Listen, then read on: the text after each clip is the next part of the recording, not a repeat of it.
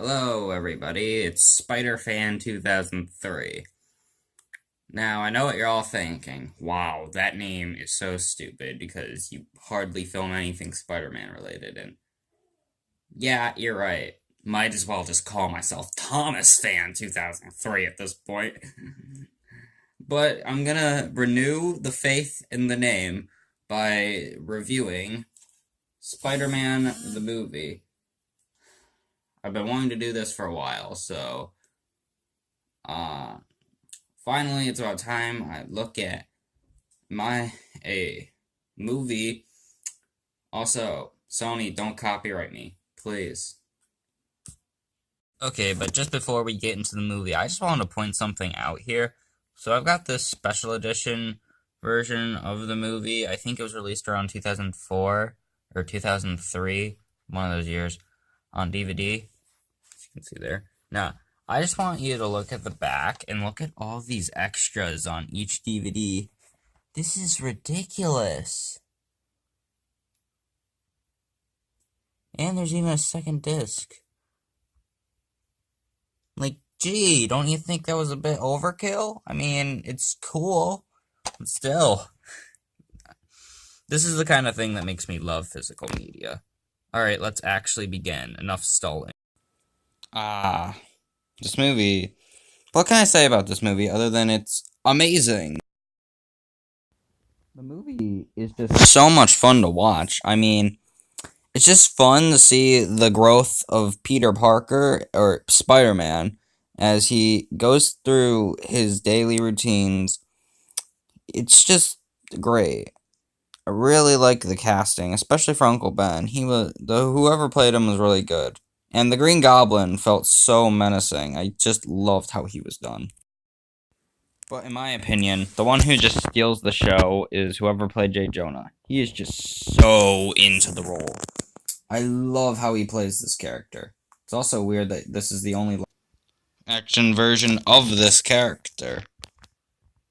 And no, I'm not even joking about that last statement. Watch through all three of these movies again. J. Jonah is nowhere in any of them. Not even referenced, not mentioned to exist, no character portraying him. So it's weird that the Sam Raimi trilogy is the only one that has ever had a live-action version of him. Okay, as for the story of this movie, it's pretty self-explanatory. So, young Peter Parker goes to like a science something field trip, gets bitten by a spider, and obviously he gains spider powers from it. Of course, at first he doesn't, directly understand, oh hey, I'm Spider-Man. No. Instead, what happens is he looks at himself and realizes things are changing. He no longer needs his glasses. He later becomes ripped as shit. And he also can jump over walls and mountains and shit like that because, that's exactly what a spider can do. Gee. I really like how they characterize Peter here.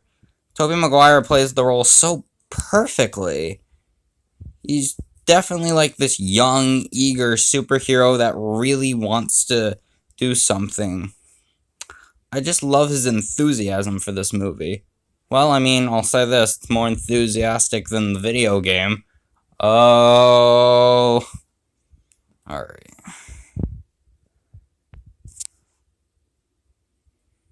The Spider-Man. Yeah. So after Spider-Man realizes about these great powers, the first thing he thinks to do is get into a wrestling match so he can earn money to help finance not only him, but his aunt and uncle. In the match, he does extremely well. Due to his spider powers, they help him win pretty easily. I mean, seriously. Imagine if they let superpowers in wrestling.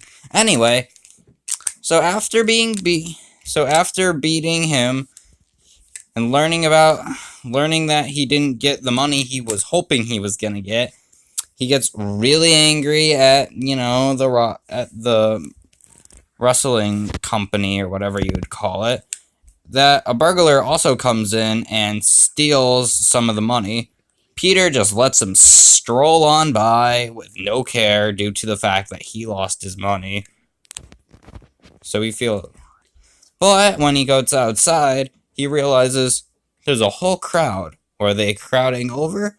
It's none other than the lovely Uncle Ben. Uncle Ben, shot down, dead. It's a tear-jerking moment for Peter. He looks for the killer. He goes out, finds him, and decides he's gonna take his life like his Uncle Ben showed him. Then, at a pure glance, he realizes it's the same guy he let get away from the bank. This realization makes Peter triggered. He realized he could have stopped it, but he chose not to. So, in Uncle Ben's famous words of, with great power comes great responsibility, he uses them to become a superhero. Sure, the public eye sees him as a menace, and yeah, that's not particularly a great thing and all, but you know what? It's fine for him. Things really start to kick up for him, though, when he actually starts going to the Midtown parade thing, in which a new threat comes in.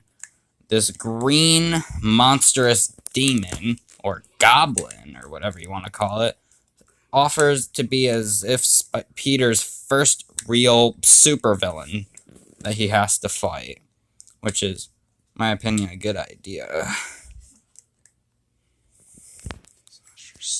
So the two get into battle. Peter is not the best at fighting him because it's the first time he's ever had to fight a supervillain before. Goblin teases him throughout the movie a few other times, but in the final climax scene, the two face off 1-to-1 with Peter's mask nearly blown off. Him also bloody. I really like that they at least show blood and try to be a bit serious about the situation. And the two fight greatly until Peter shows that goodwill triumph.